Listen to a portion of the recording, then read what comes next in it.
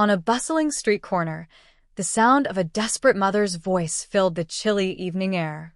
She stood there, pouring her soul into every note of a heartfelt song.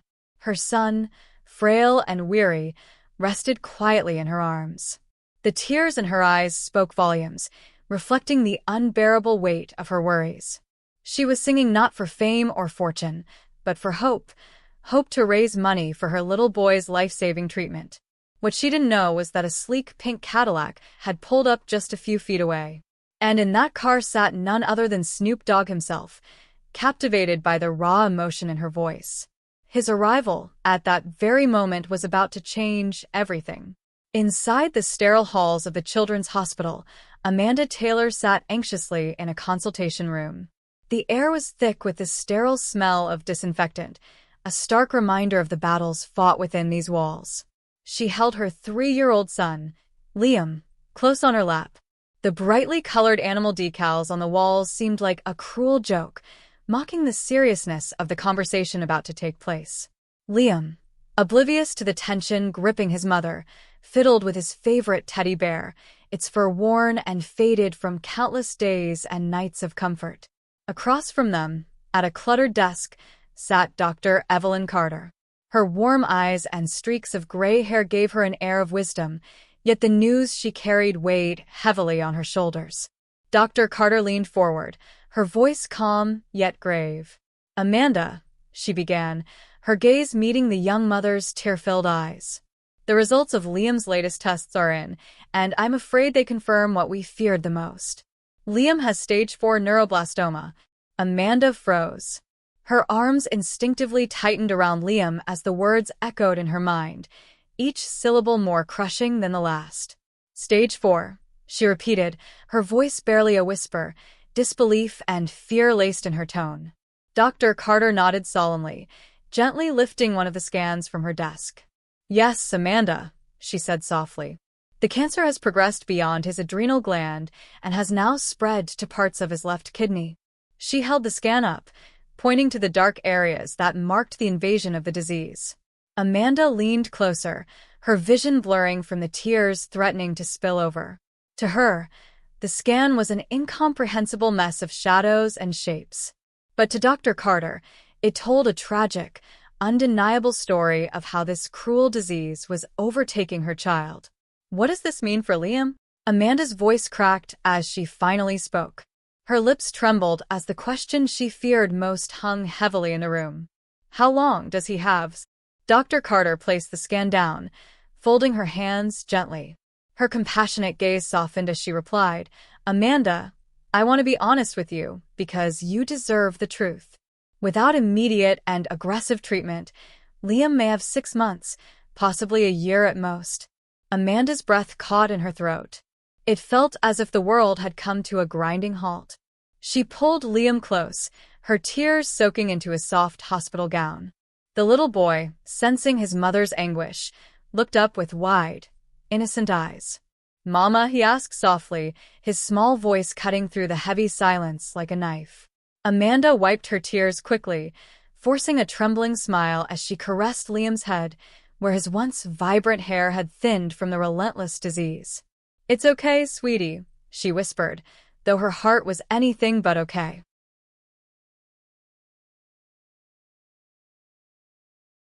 On a bustling street corner, the sound of a desperate mother's voice filled the chilly evening air.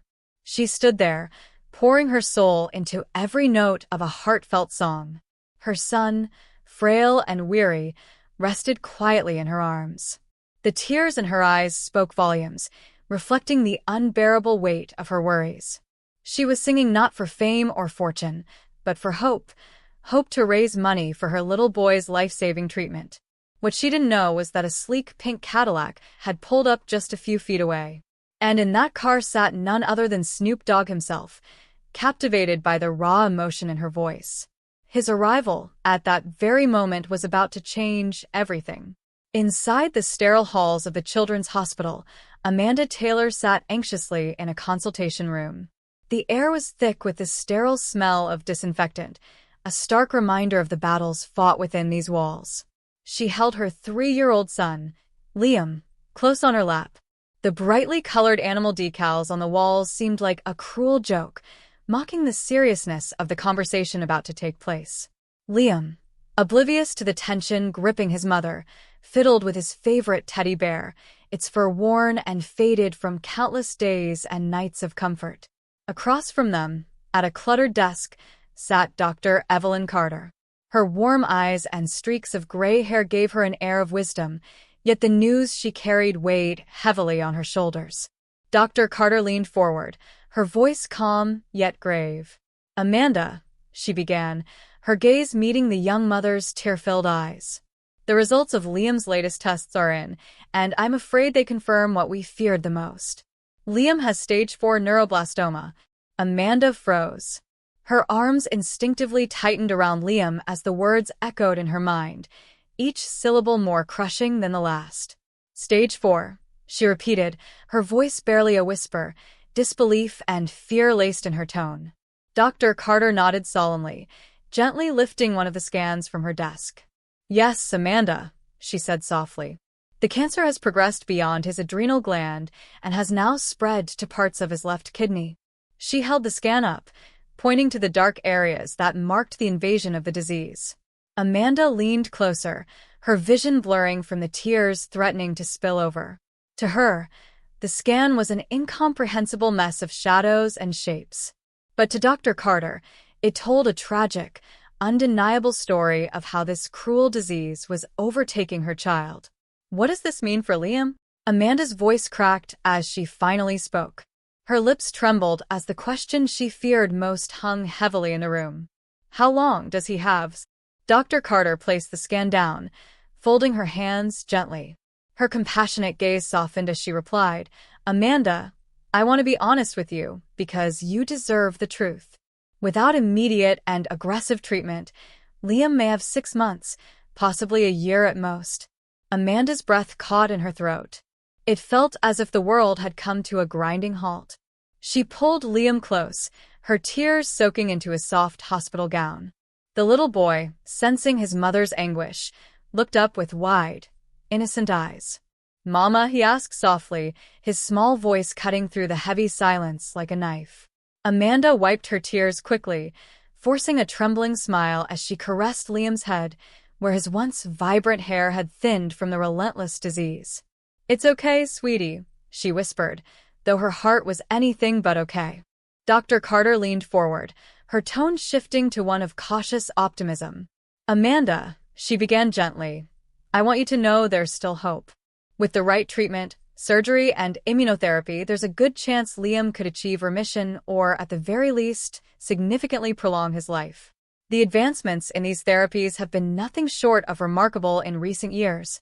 Amanda's face lit up briefly at the glimmer of hope. Clinging to this possibility, she asked, "When can we start the treatment?" But Dr. Carter's expression softened as a hint of concern clouded her features. She hesitated for a moment, then spoke. "Amanda, we've had a few consultations already, and I have to ask, what's holding you back from moving forward with Liam's treatment?" The question hung in the air, heavy with the weight of its implications. Amanda's carefully maintained composure began to crumble. Tears welled up in her eyes, and her voice wavered as she tried to explain. It's the insurance," she admitted, her words choking with emotion. "It only covers the basic things, chemotherapy, consultations, diagnostics. But the surgery, the immunotherapy, I can't afford those." Her shoulders sagged under the invisible weight she carried every day. The absence of her late husband loomed large in her mind at that moment. If he were still alive, maybe, just maybe, they could have found a way. But as a single mother juggling multiple jobs to keep the lights on and food on the table, the cost of advanced cancer treatment seemed like an impossible mountain to climb. Dr. Carter nodded empathetically, her eyes filled with understanding. "I see," she said softly. "Amanda, I'm truly sorry. I can't imagine how hard this must be for you." She paused, choosing her next words carefully. "We'll continue with the basic chemotherapy for now. It's not the ideal approach, but it gives Liam the best fighting chance we have within these constraints. And I promise you," she added with a firm yet gentle tone, "I'll do everything in my power to explore alternative options for Liam." Amanda nodded, tears streaming down her face, both grateful for the doctor's compassion and overwhelmed by the magnitude of their struggle. As the consultation concluded, Dr. Carter stood and walked around the desk, placing a reassuring hand on Amanda's shoulder. "We're not giving up," she said with quiet conviction. "Liam is a fighter, and we'll fight right alongside him every step of the way." Amanda looked up, her voice barely audible through her sobs. "Thank you," she whispered. With Liam's small hand in hers, Amanda left the consultation room. The hospital corridor, once bustling with activity, now felt eerily quiet. The cheerful animal decals on the walls blurred into a kaleidoscope of colors as her vision clouded with unshed tears. Approaching the billing counter, Amanda braced herself. She hoisted Liam onto her hip, freeing her other hand to rummage through her worn wallet. The clerk behind the counter, a middle-aged woman with kind eyes, greeted her warmly. "Good afternoon, Mrs. Taylor. How can I assist you today?" Amanda mustered a faint smile, her voice raw from the emotional toll of the day. "I need to settle today's bill, please." The clerk nodded and began typing swiftly on her computer. After a moment, she looked up and said, "The total for today's consultation, imaging, and chemotherapy session comes to $500. The number hit Amanda like a punch to the gut, even though she had been expecting it. Silently, she handed over her insurance card, praying there wouldn't be any complications. After what felt like an eternity, the clerk smiled warmly. "Good news, Mrs. Taylor. Today's treatment is fully covered by your insurance." Relief washed over Amanda, albeit briefly. While today's coverage was a small victory, it was overshadowed by the daunting reality of the treatments Liam truly needed, but remained out of reach.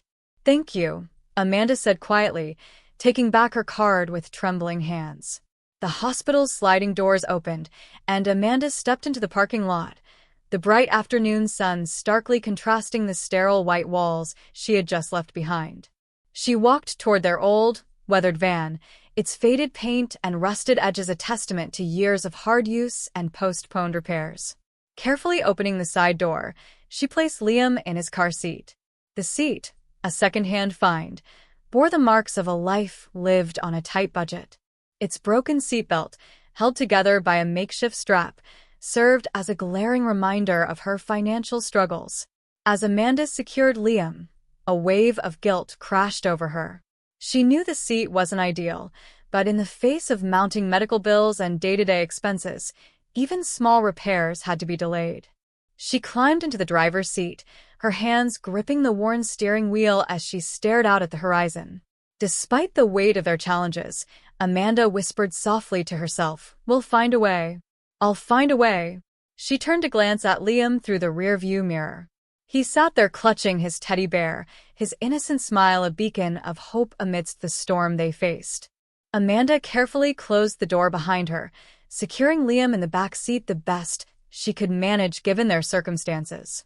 She made her way to the driver's seat, her mind still reeling from the weight of Dr. Evelyn Carter's words. The urgency for treatments they couldn't afford loomed large, each second feeling like grains of sand slipping through an unforgiving hourglass. Her hands clenched the steering wheel tightly, the pressure turning her knuckles white as she struggled to keep her composure. Tears threatened to spill over again, but she swallowed them down. There wasn't time to break, not now. When she turned the key, the old van hesitated, sputtering before reluctantly coming to life. With a deep, shaky breath, Amanda guided it out of the hospital parking lot and onto the city streets. The hum of the engine barely masked the storm of thoughts racing through Amanda's mind. Calculations, desperate plans, and fleeting glimmers of hope collided as she tried to piece together a solution. The savings she had painstakingly built from her street performances flashed in her memory, but it felt like a mere drop in the vast ocean of what was needed for Liam's treatment. The bustling streets passed in a blur outside her window, each building and pedestrian a reminder of a city full of possibilities. Somewhere out there, Amanda thought there had to be a way. She didn't know where to start, but she would keep searching. From the back seat, a small, familiar voice broke through her haze of worry. "Mama, sing," Liam said softly. Amanda glanced in the rearview mirror, meeting her son's wide, innocent eyes. Despite the lump in her throat and the weight pressing on her chest, she managed to smile. "Of course, sweetie," she said gently. "What song do you want to hear?" "Twinkle Star," Liam exclaimed, his face lighting up with joy. Amanda's smile deepened, and as the van rolled through the noisy streets, her voice filled the cabin. She sang "Twinkle, Twinkle, Little Star" with as much warmth as she could muster. Liam's laughter and tiny claps from the back seat lifted her spirits, if only for a moment. As she sang, Amanda made a silent vow. This song was about stars, but in her eyes, Liam was her entire universe. No matter how far she had to go or how many obstacles stood in her way, she would move heaven and earth to ensure he got the treatment he needed. The van came to a stop on a modestly busy shopping street, the usual spot Amanda had performed at for months. It was a Monday afternoon, and the sidewalks weren't nearly as crowded as they had been over the weekend. The quiet seemed to underline the weight of her situation, but Amanda took a steadying breath, bracing herself for what lay ahead. "Okay, Liam," she said, turning to face him. Her voice carried a determined yet soothing tone. "Mommy's going to sing for a while, okay? You can nap or look at your book if you'd like." Liam nodded, already reaching for his well-worn picture book. Its pages were frayed and creased, evidence of countless hours spent keeping him entertained while his mother performed. Amanda stepped out of the van and grabbed her guitar, its body scratched and faded from years of use. She glanced at Liam one more time through the open side door, her resolve hardening as she saw his small, fragile frame hunched over the book. This wasn't just another performance. Every note she was about to sing, and every coin that might land in her tip jar carried the weight of a mother's unyielding fight for her child.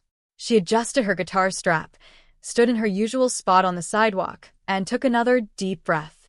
Then, with a voice full of raw emotion and hope, Amanda began to sing. The familiar melody of her song floated into the air, weaving through the street's ambient noise.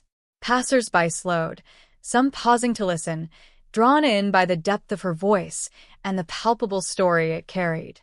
Amanda sang with every ounce of her soul, each word a plea to the universe for a miracle. As the sun dipped lower in the sky, her performance continued, a testament to her resilience and the unbreakable bond she shared with Liam. She refused to give up, not on her son, not on herself, and certainly not on the hope that somewhere, somehow, there was a way to save him. Amanda yawned alongside Liam, their fatigue in sync, but her heart swelled with love and unrelenting determination. Glancing at her little boy, she smiled softly, a silent promise forming in her mind. She stepped out of the van into the warm summer air, her resolve as steadfast as ever. Walking to the back of the vehicle, she opened the doors to reveal her humble setup. The equipment was modest, a reflection of her circumstances. A battered microphone, a small battery-powered speaker riddled with signs of repeated patchwork repairs, and a single cardboard sign that read, "Help my son." Usually, Amanda would have more signs with pictures and details about Liam's battle, but a sudden summer storm had drenched them days ago, leaving them unusable. She hadn't yet found the time or resources to replace them. But even with just one sign, her mission was clear. With the efficiency of practice born from necessity, Amanda began setting up her small performance area on the sidewalk. The concrete beneath her hands was still warm from the day's sun, radiating heat as she positioned the equipment. She worked with care, leaving ample space for pedestrians to pass by. As she adjusted her setup, Amanda cast a quick glance back at the van. Through the window, she saw Liam's delicate frame, his tiny body resting in his seat. His eyelids fluttered, growing heavier with each passing moment as he teetered on the edge of a nap. The sight tugged at her heart, both a reminder of her purpose and a source of strength. Amanda's thoughts wandered briefly as she worked. Memories of past performances flooded her mind, the faces of kind strangers who stopped to listen, their eyes full of understanding and compassion. She also recalled the harsh remarks from those who dismissed her without a second thought. Yet, despite the challenges, the donations, no matter how small, kept her going. Still, a gnawing doubt lingered. Would this ever be enough? She had raised some funds, but not nearly what was needed for Liam's critical treatment. Time wasn't on their side, and every delay felt like an insurmountable setback. Finally, her setup was complete. Amanda stepped behind the microphone, her fingers trembling slightly as she adjusted its height. She took a deep breath, willing herself to push past the doubts swirling in her mind. This wasn't the time to let fear win. Every note she sang carried a piece of her hope, her love for Liam, and her desperate plea to the world for help. Doing this, standing here and pouring her heart out, was better than sitting helplessly at home, consumed by worry. With a steadying exhale, Amanda began to sing. Her voice rose above the din of the bustling street, clear and powerful, carrying with it all the emotion she felt. It was a song she'd performed countless times, a familiar ballad that often drew people in. As the melody filled the air, passers-by began to take notice. Some slowed their pace, their curiosity piqued, while others paused entirely, their expressions softening with sympathy. A few, however, hurried past, either indifferent or too preoccupied to spare a glance. But Amanda focused on the ones who stayed, who listened. Here and there, people reached into their pockets, dropping coins or bills into her tip jar. Every contribution, no matter how small, felt like a step closer to saving her son.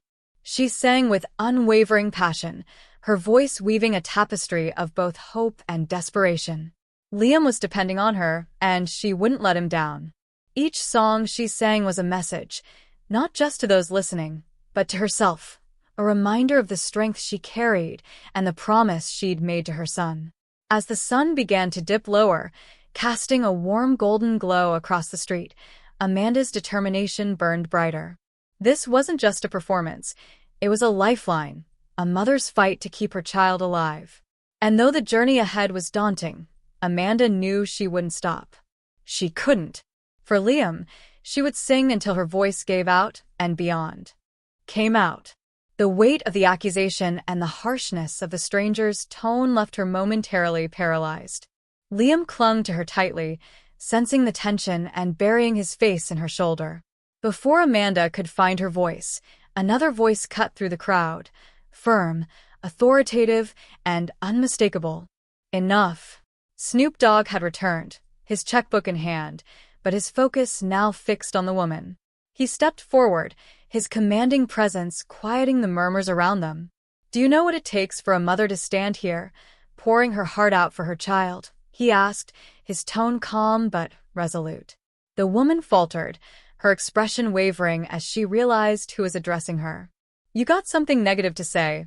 Keep it to yourself," Snoop continued, gesturing to Amanda and Liam. "This ain't about you. It's about love, strength, and survival. If you can't support that, then step back and let those who can." The woman mumbled something under her breath before turning and walking away, her indignation quickly replaced by embarrassment. The crowd, now fully focused on the interaction, murmured in agreement with Snoop's words. Amanda blinked back tears, her voice trembling as she finally spoke.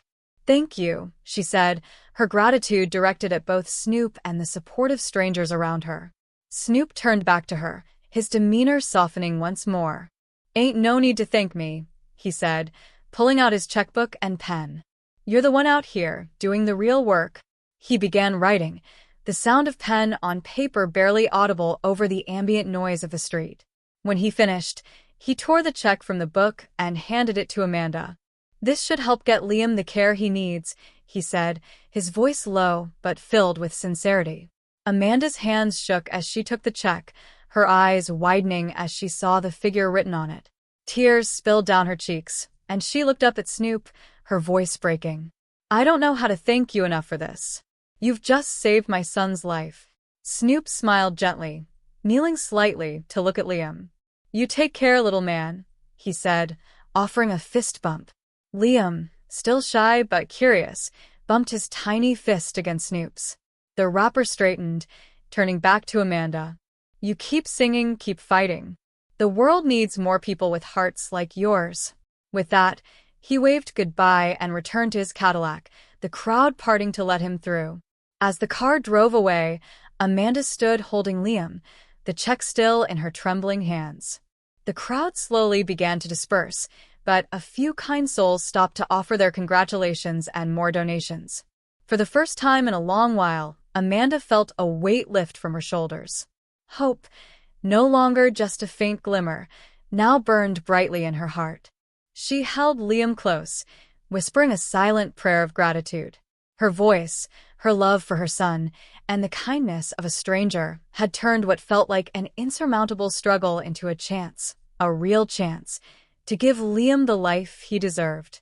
And as she stood there, the evening sun casting a golden glow over the city, Amanda promised herself she would never stop fighting for her little boy.